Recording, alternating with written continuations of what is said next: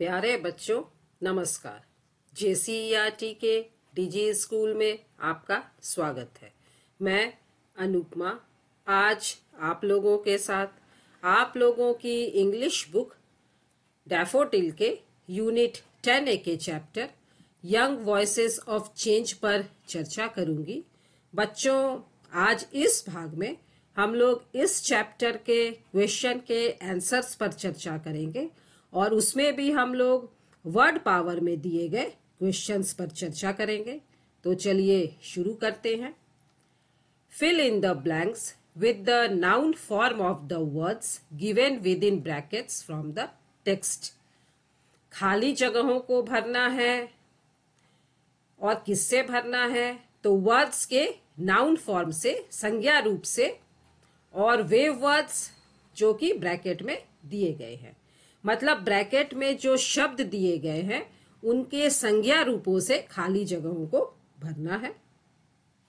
The first one has been done for you, और पहला आपके लिए कर दिया गया है।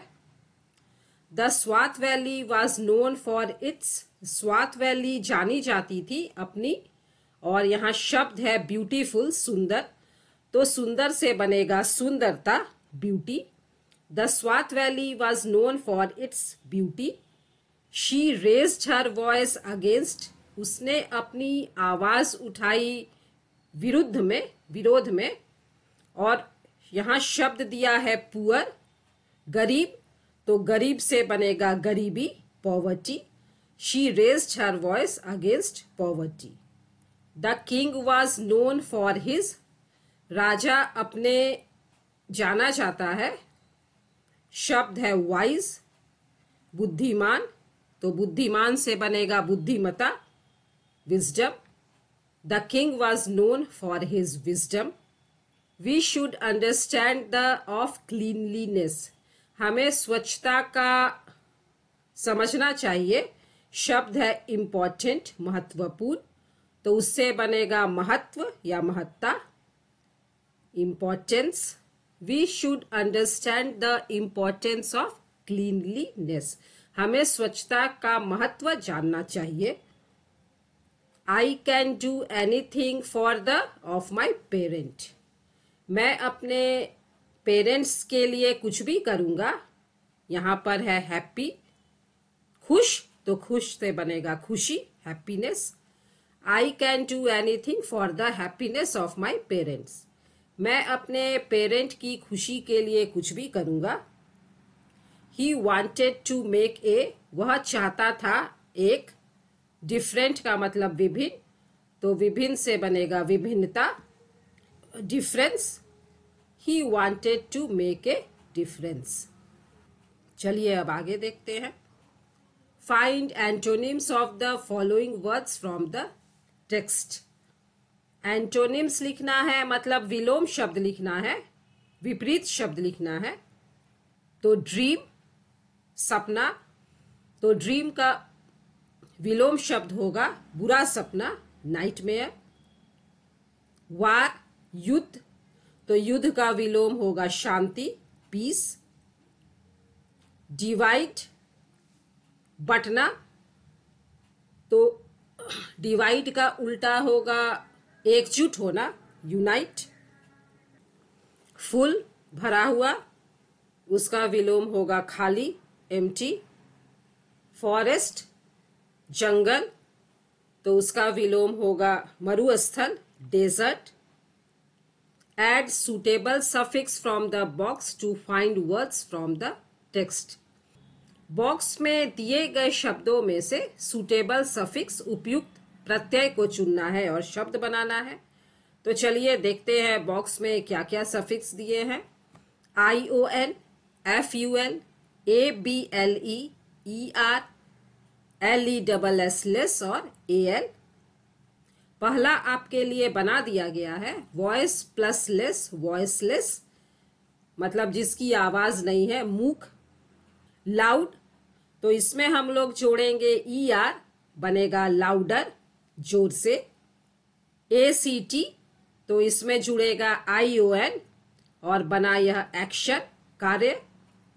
इन्वायरमेंट प्लस AL, इन्वायरमेंटल, पर्यावरणीय या पर्यावरण से संबंधित, wonder plus FUL ful, wonderful, आश्चर्य, निराला, avoid plus ABLE able, avoidable, जिसको टाला जा सकता है। Look at these lines from the text. पाठ में से दी गई इन पंक्तियों को देखिए। I wonder if they will even exist for my children to see. मुझे आश्चर्य होगा कि क्या वे मेरे बच्चों के देखने के लिए भी उपस्थित होंगे। You are deciding what kind of a world we will grow up in. आप लोग यह तय कर रहे हैं कि हम किस प्रकार की दुनिया में बड़े होंगे। In the above lines, seven Suzuki refers to a time later than now or in the future. इन पंक्तियों में सेवन सुजुकी ने उस समय की बात की है जो कि बाद में होंगे या भविष्य में होंगे। The auxiliary verbs will and shall are generally used to express something that will happen in the future. वह चीजें जो भविष्य में होने वाली हैं तो उनके लिए will और shall का उपयोग किया जाता है। Here the verb is said to be in the simple future tense. और यहाँ पर जो वर्ब है वह सिंपल फ्यूचर टेंस में है। We use simple future tense to, हम लोग सिंपल फ्यूचर टेंस का इस्तेमाल करते हैं। Express actions that will happen in the future, वे कार्य जो भविष्य में होने वाले हैं। टू मेक प्रोमिसेस, वादा करने के लिए। टू मेक प्रेडिक्शंस, अनुमान लगाने के लिए। मतलब सिंपल फ्यूचर टेंस का उपयोग किया जाता है उन कार्यों को बताने के लिए जो भविष्य में होने वाले हैं, या वादा करने के लिए, या अनुमान लगाने के लिए। We use the present tense form of the verb with will, example exist, grow. और यहाँ पर विल के साथ वर्ब का प्रेजेंट टेंस फॉर्म का इस्तेमाल किया जाता है, जैसे will exist, will grow. Change the following sentences into simple future tense by using will along with the correct form of the underlined word. नीचे दिए गए वाक्यों को बदलना है सिंपल फ्यूचर टेंस में, और यह किस तरह से बदलेंगे, तो will का प्रयोग करना है जो अंडरलाइंड वर्ड है उनके करेक्ट फॉर्म के साथ। तो चलिए हम लोग देखते हैं। एक उदाहरण दिया गया है, she went to school with her friends, और वेंट जो है वह चेंज होगा, she will go to school with her friends, मतलब वेंट की जगह विल गो आ गया। तो चलिए अब हम लोग इसी तरह से बनाते हैं। Through her speech she raised a voice for children, तो रेज्ड की जगह आएगा will raise. Through her speech, she will raise a voice for children. I stood up for their rights. तो stood की जगह आएगा will stand. I will stand up for their rights. They raised the money to attend the summit. Raised की जगह आएगा will raise. They will raise the money to attend the summit. The train arrived at 8 in the morning. तो arrived की जगह will arrive. The train will arrive at 8 in the morning. It rained in the afternoon. Rained की जगह will rain. It will rain in the afternoon. Now look at these lines. अब इन पंक्तियों को देखिए। Malala will be speaking at the summit next week. Malala शिखर सम्मेलन में अगले सप्ताह बोलेंगी। Suzuki will be leaving for Vancouver soon. Suzuki Vancouver के लिए शीघ्र ही प्रस्थान करेगी। Here the underlined words indicate an action that will still be in progress sometime in the future.